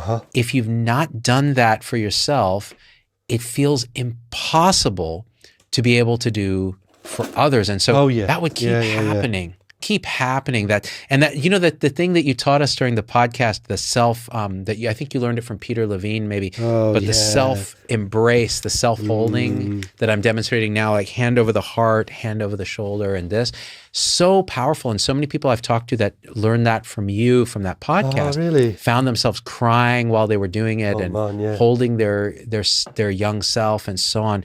And it's so powerful because we never give ourselves permission to do this. It's and it's a kind of resource. You always have this. You always have this. A presence is holding you. You're holding yourself. It's a touch that we've missed, isn't it? It's a touch that we missed when we were growing. Often that kind of real tender embrace that doesn't need anything back. A lot of the time when we were young, we might have got that, but it was a little bit conditional. It was kind of like, unfortunately, a lot of people have kind of dysfunctional primary caregivers, and what it results in is a type of affection which is quid pro quo, and it means that actually, I'll give you some affection, but it's not just for the sake of it. It's like, okay, And now I'm kind of going to use you as a bit of an emotional like springboard. It's like, I'm 7, like I can't do that, So it can become really difficult. And then, so the first time we turn to our own experience with like this loving embrace that is just like, I'm going nowhere, I'm not abandoning you, I'm here, I'm listening. That can be really emotional if we've never done it before. I'm sorry, it's emotional now, but yeah, certainly for the first time, you just feel like, oh God, a heartbreaking kind of experience. Yeah. No, it can, for some people, sorrow. It can be. Yeah. Yeah, definitely. It can be. Yeah. And that, this is the thing, there's sadness and there's sorrow. Sorrow is like just heartbreaking in the face of suffering, really. It's really like that. It's grief, sadness, misery all combined into awe, and it's actually a beautiful emotion. So beautiful, level because so beautiful. It opens the heart. It really does. And so I remember during retreat, Angela was talking about mind identification and how it happens, and how, when we're very young, we pull back from experience, we're scolded, we're maybe not cared for in the way that you're talking about. It's quid pro quo. And we learn to distance and pacify by going into thought. And then thought creates a house of mirrors of reflection, because human consciousness is so powerful, it can do that. It can create a standing web of mind identification. And in that web is where all the suffering happens. And that's where the perpetual cycle of violence and child abuse and everything. And it came up, and people were talking about their stories in Q&A, and you feel the sorrow. It's like Kuan Yin, right? One who hears the cries of the world. And how can you not respond but with absolute sorrow that is compassion? They're almost not two. It's like, And, but to do that, if you can't turn that inward at your own self and recognize that self did not deserve the suffering that it had, did not deserve the consequences of mind identification, did not choose it, could not have chosen it, and was innocent, then the ability to love it is so much more infinite. It just feels like, of course. And you're right, it's essential to this. It is. to do this work. I don't know how you would manage without. And because there was a time just in the last few months, Simon, I may have even talked to you about this when we first met, where I was like, I just don't even know what's happening. Exactly. It feels like things are falling away. It's an annihilative process. And I feel like it feels like a dying process. And then this showed up much more like this, no, this is like fully manifest, like diving into the deepest depths of this manifestation. And and this felt like, okay, this is what it was not showing up yet. And now it's here, and it feels so different. And now I feel so much more available. Whereas before I was noticing much more reactivity and much more contraction and much more yin and yang, push and pull, this kind of thing. And it's wild. So it has to be faced. It does have to be faced, and also next week it might contract again, and that's the thing. Is like totally, and we spoke a little bit. I know we've not spoken much about trauma. I probably won't talk too much about trauma because we seem to be riffing in a different way. But as people who listen to our podcast, we spoke a bit in practical terms about actually the awakening process and a traumatized nervous system, and actually it's important to recognize that when you're doing this process with a nervous system that's been traumatized, it's not shadow work. It's not like a deep emotional recess that you can access and play with. We're talking about the physiognomy of this being shifted into the most primal energetic states at birth, because the most advanced energetic states of co-regulation, community, love and connection, the human states that we've developed in society to help us regulate, they're offline, they're gone. No words, no conversations in those stages when you're, let's say, in full nervous system freeze because of past trauma.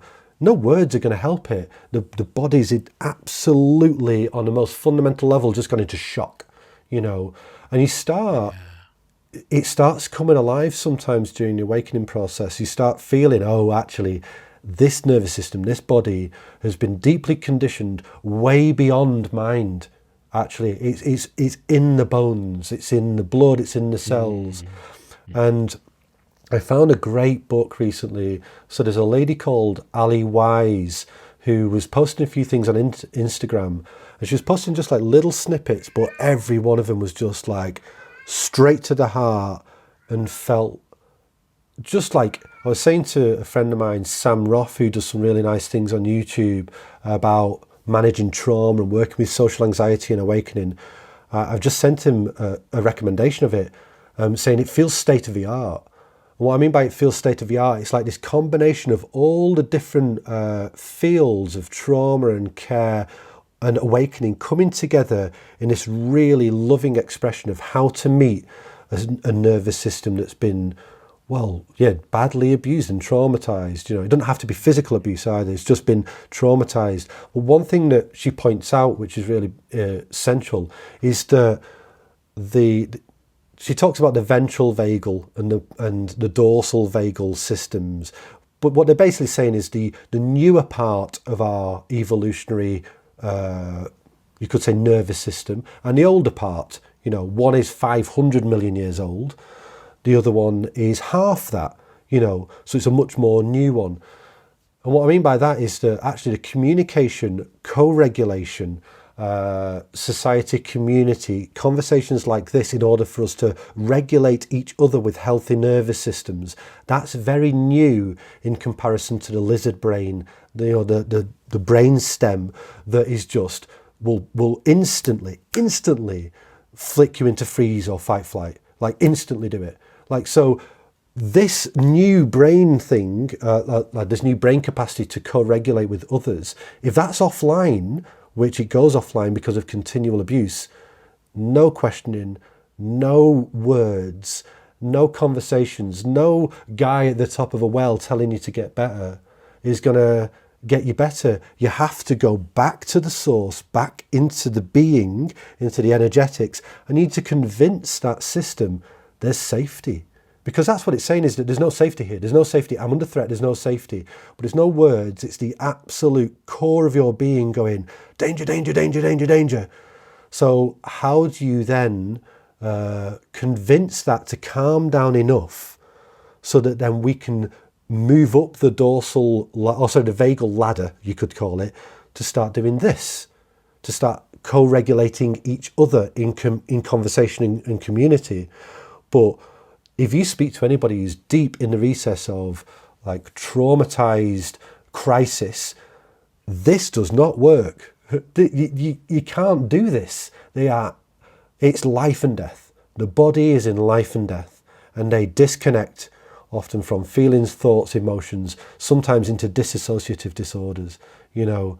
So yeah, it's important to recognize, well, actually, what basic things can we do to help regulate the oldest part of our survival mechanism. And gentle touch, like we talked about before, which was missing from our developmental stages when we're in childhood, that seems to be a really good place to start. For me, it was the wrist, for whatever reason, for me, just gently stroking my wrist and my hand, it goes straight there. For me, it's the thing that goes straight to that place and offers a physiological sense of safety that no words can touch, really. Oh, wow. Yeah, it's tricky though, isn't I have it? nothing to say. That's a beautiful. I think people should. I want to pull that as a clip and release it specifically because this is so important. We think we can bypass our ancient conditioning, which I actually use this model here, this elephant and rider model of Jonathan Haidt's, Amazing. to talk about like kind of there's lizard brain, there's like a little bit less lizard brain, still unconscious, and then there's our neocortex. Yeah, exactly. Yeah. Exactly. And what we do is we think we're all frontal cortex and that we can top down manage this. You cannot. You have to speak to the elephant that you're riding on because it's going to go where it's going to go. And you're just its press secretary. And it doesn't understand words. So that's the thing. It doesn't understand the words. Yeah, I know. It doesn't. It understands energetic emotion. It understands touch. It understands fight or flight hormones. It understands abuse on an energetic level. Yeah. It never forgets. The elephant never forgets. So how do you manage that? And when I used to talk in healthcare, I would say we're all the rider right now. We're all the neocortex on this, and we're forgetting that humans are mostly elephant. And so we're telling people, get vaccinated, do this. And what their elephant is hearing is, oh, remember when I was 6 and I was strapped down by a couple nurses and got 6 injections at once and didn't know what it was and it just felt like danger. Now you're asking me to do that to my child. And the elephant's like, nope. And that's it. That's it. Then the writer goes and Googles vaccines bad, right? And finds a million articles. So it's that motivated reasoning. But with trauma, I've not heard it expressed so clearly about trauma as you've expressed here. And you said Ali Wise. Maybe we can put a link to her book. stuff. Yeah, so I'm kind of midway through it now. The book I've got, it's like an online book, so it's PDF only, but it's called Embodied Healing. And it's about as good as anything I've read. I've read Bessel van der Kolk's The Body Keeps a Score and a lot of other trauma-related books. This feels like a natural progression of that. It's really, really beautiful. And so if you have experienced like complex PTSD, traumatic early childhood experiences, or you're coming into these trapped traumatic energies, this is a really beautiful way to slowly start opening up this new way of being. And what's beautiful as well is she explicitly says, this path is a path of awakening. And it's like, that's good. And she says, and also there's not many more potent paths for awakening than this. And of course there isn't, because if you get to the root of this, you're really going to know what this is about. But yeah, I think it's, and the reason obviously I mention it because it's been part of my experience. I know it's been a bit of your experience, but also, how do I put this? If we're putting things into the world and we know there's going to be people listening that may have had these experiences, surely we have a responsibility to be trauma informed. I think we do. Yeah. So from the point of view of some people expressing truth, and they are expressing truth, they're expressing truth from a place of actually being able to easily inhabit the ventral vagal system and have very well adapted co-regulation mechanisms in community and in conversation and in families. So actually they don't have this ancient nervous system that's just bypassing that instantaneously. So then being able to say, well, actually you can transcend the trauma by doing this method and asking this question and all that. It's like, well, those that really have experienced the trauma go, what are you talking about? That doesn't, like, I just feel more traumatized. That's not working. Yeah, that's right. Yeah, that's right. So you need that's right. You need different tools. And not seen. Not seen. Too. Like you're not seen. You're clearly not seen because you're not understanding what this is. And I love that we have an obligation, if we're going to put this out in the world, to be trauma informed. That is beautifully put, because think of the harm you can do to a huge part of the population that is traumatized. At some level, we're all traumatized, right? For sure. There's degrees, and so I'm going to try to read this book because I feel like that has been a big blind spot in my own unfolding, because sometimes, and in medicine, we're so conditioned again to keep ourselves safe. When I encounter strong trauma as a physician, there's a natural pulling back and trying to hide behind the clinical facade because it's so powerful. You feel the suffering and you can't, the separate self can't take it. And it's just afraid, like afraid of what's hiding here too. So there's a wall that goes up, and I learned that early in my training, and it's pounded into you again and again and again. And so this process of unbinding all of that and opening has come with a lot of recognition that, okay, so now I have a big blind spot. Like what is like severe abuse in childhood? How does that show up? How do I speak to that? How do I feel that? When I had a relatively good childhood, but the traumas that I had were so impactful, like feel so have such a gravity, and by comparison, in an absolute sense, you're like, well, but there's no comparison. So, but it's not about but there is comparison there, and this is one of the myths and kind of storylines that we tell ourselves, that we say there's no comparison between a person that was sexually assaulted and beaten and abused and me. We often say that, don't we? But actually, what we find is in the first 2 to 3 years of our life, if the child their basic needs are not met, it's that simple. If their basic needs are not met, and because what they need is a sense of safety, guidance, connection, and love, and being seen, and to be around other nervous systems that help them to co-regulate. So if there's, from an awakening point of view, we can sense that there's no duality, there's no two. So actually we've just got these interrelated nervous systems that are responding to the environment and each other. Then there's no difference between this nervous system and your nervous system, other than, well, there is a difference, an apparent difference, but it's interrelated. We're vibing together.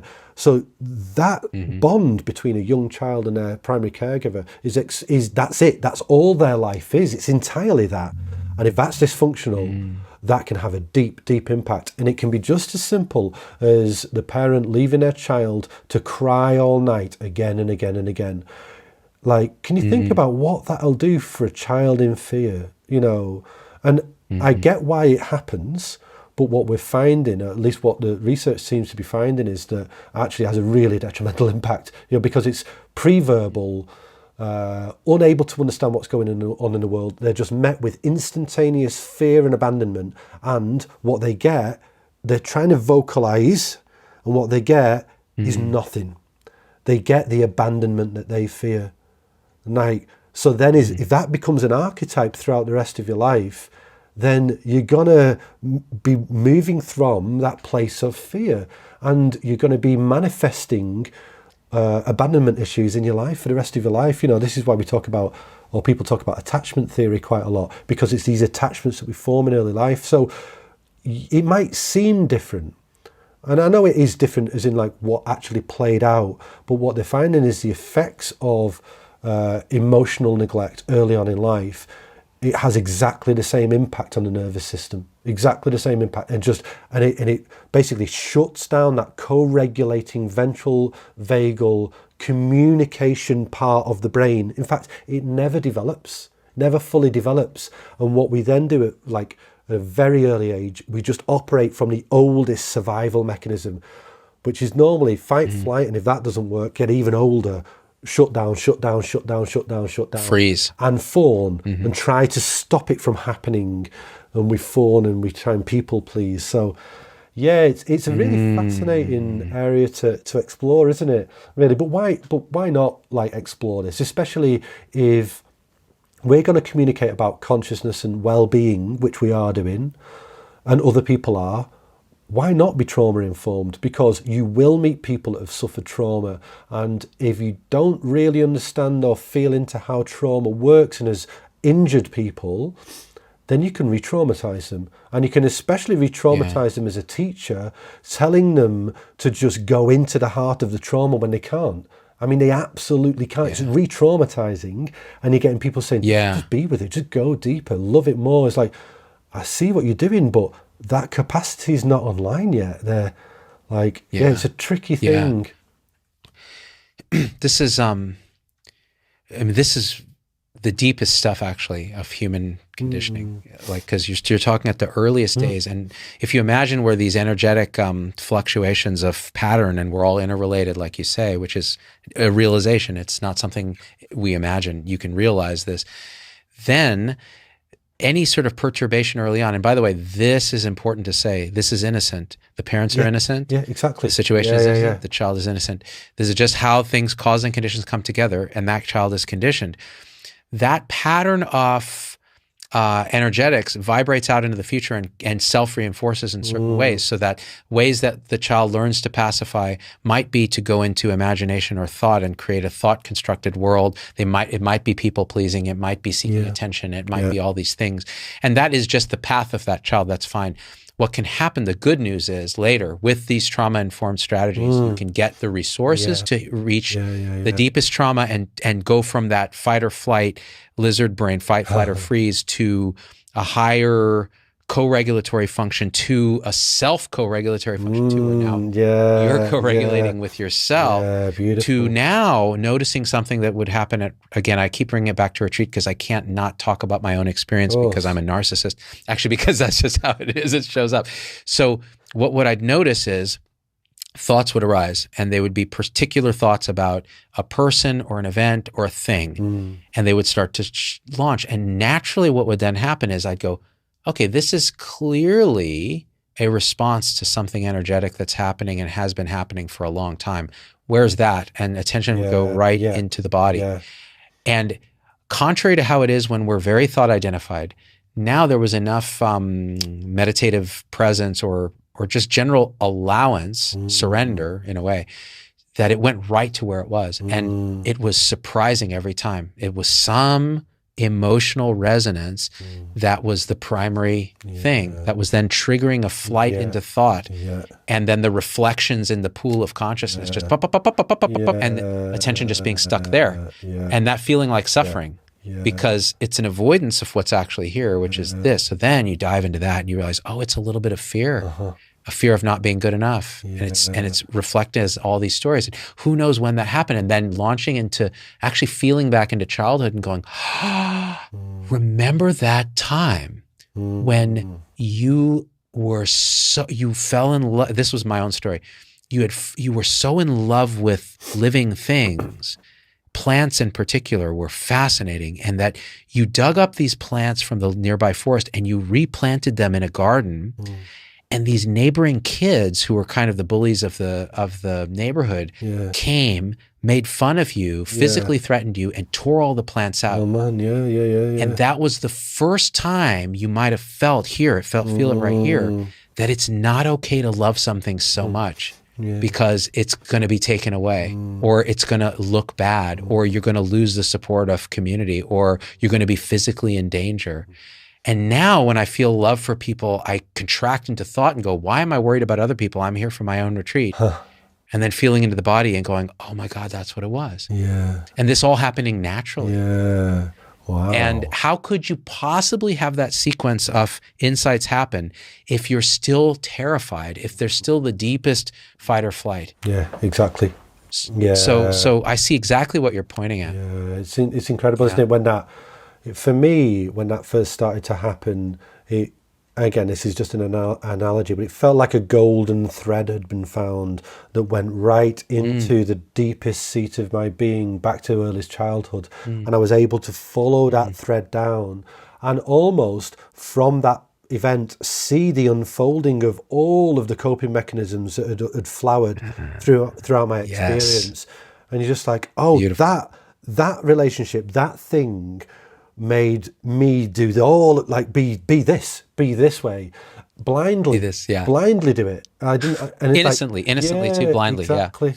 Man, oh, this is so good. Wow, isn't it good? This. Oh man, this is good. It's so fun. It's better than good. Yeah, it's the good news. It's the good news. It's like, this is unwindable. This is addressable. You're not broken. You never were broken. And it's nice hard, to talk about. No one should tell you just. Well, I was going to, sorry, I didn't mean to interrupt with a bit of lag. No, exactly. I got nothing. You're right. Yeah, I mean, the fact that it's nobody's fault and there is a way to work with this. And also, you're not alone, I know, and I'm speaking to both you directly, Zubin, and also those others. It's like, you're not alone. We are here for each other. This is what we can do for each other, and that is good news, because this is how we rebuild community. And this is how you could say, retake our life back as humans on the planet, is that we start exploring this with each other. Why not? What else? In fact, what else are we going to do? What else is there? Yeah, exactly. You want to get more stuff? Oh, what are you going to do with it? Yeah, I mean, it's all going to go in an impending climate disaster soon anyway. So, you've got, 15 years? Or nuclear war. Make the most asteroid. Of it. Yeah, exactly. And it's been really nice because, let's love each other. Well, yeah, and I think what I appreciate about you here and us and our conversations is, do you hold space for that love and that loving connection to arise? And the fact that we can talk about this around Christmas time feels really important, because actually this season, I was going to maybe talk about this earlier on, but this season is, for me, it's heartbreaking. And I don't mean bad. But there's something about Christmas that is so deeply, deeply tender. Like, because when you think about or feel into what it is, it's just this weird arising of joy and prettiness and the desire for family and friends to come together. And it comes from, obviously, the winter solstice. Like, on the coldest, darkest night, humans come together surrounded by warmth and light and food, and they share life with each other. Like, and then you get it represented as weird, like a weird talisman, like a Christmas tree, because it's such a weird thing, a Christmas tree. But I saw a Christmas tree for the first time this year, like about 2 weeks ago, and I just wept instantly. Like, just the talisman of what that implies, just this, like it just, whoa, it's so beautiful. And because then you look out onto the streets, and like, I live in an inner city area, and there's often a lot of divide in cities, but then you look out into the streets and people are putting their lights up and they're having a bit of a competition, and there's people coming together, and there's a Santa on the back of a weird truck playing music, trying to collect money for charity, going around the streets. And it's like, something is happening, and it's so human. So I've been feeling a lot of tenderness.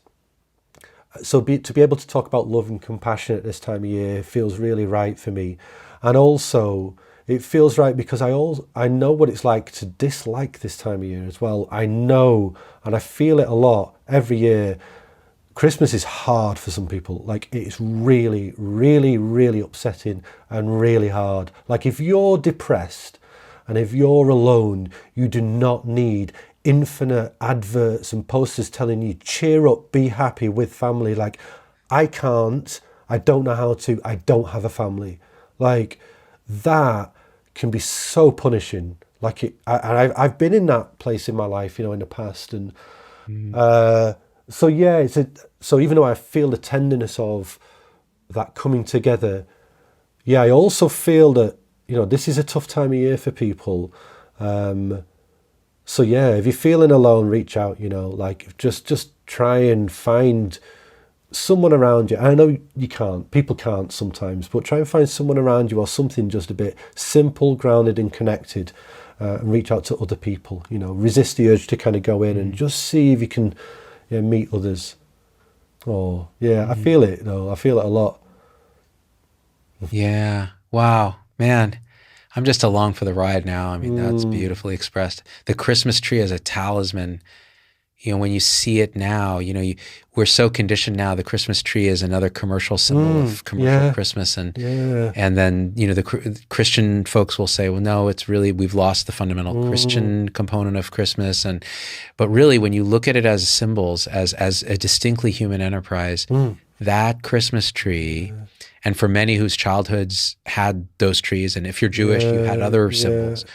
It's such a powerful symbol. It's like when Kurt Vonnegut, the author, said, there's no more powerful symbol of man's humanity to man than a fire truck. Oh, yeah. And it's just like, wow. And with the Christmas tree, it's like, it is exactly this. It's this like hopeful, glistening, beautiful symbol. Light in the dark. Yeah. It's glistening. It's a light in the dark. Because it's light in the dark, and it shows you there are people here. The tree didn't light itself. It's showing the world, look, there's light and there's humanity here.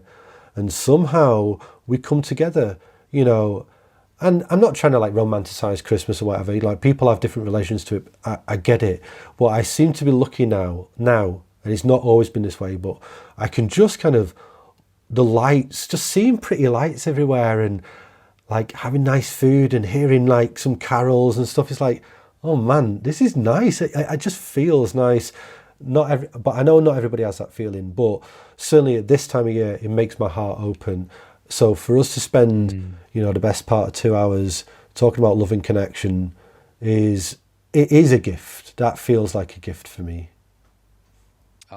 Oh, it's definitely a gift for me, and I hope it's received by the people who listen in that same spirit, and I'm sure it will be, because your expression of this is so, I was going to say unique, but I'm just not savvy enough in the space. But because I'm still, it's amateur hour over here. But I have to say that I've never talked to anyone who speaks about compassion, displaying the compassion at the same time, and allows the person listening to feel so deeply seen as you, Simon. And when you first reached out by email and we started talking, I feel like things have shifted so much for me. And so I'm so deeply grateful to you. And I think a lot of the audience is too, judging by the emails I get from our last conversation. So I'm really hoping we can do more of these on a regular basis if you're down. Yeah, we can, for sure. Yeah. Why not?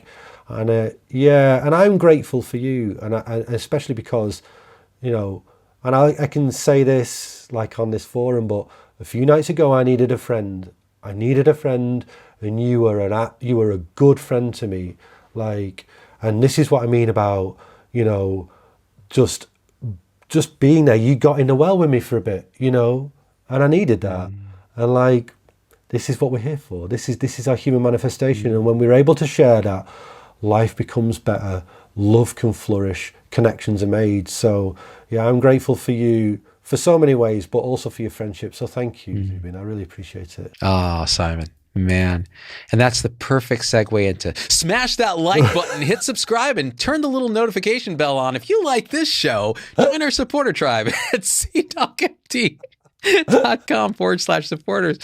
Oh, Simon. Are you going to do a Christmas sale? Here. We did a thing. Yeah. 25% off the Dharma for Christmas. It'll still cost you everything, but... everything, but minus 25%. So what's 25% of infinity? It's still infinity. Oh, man. I love it. Brother, such a joy. Until next time, thank you again, man. Yeah, Merry Christmas. Merry Christmas to everyone else.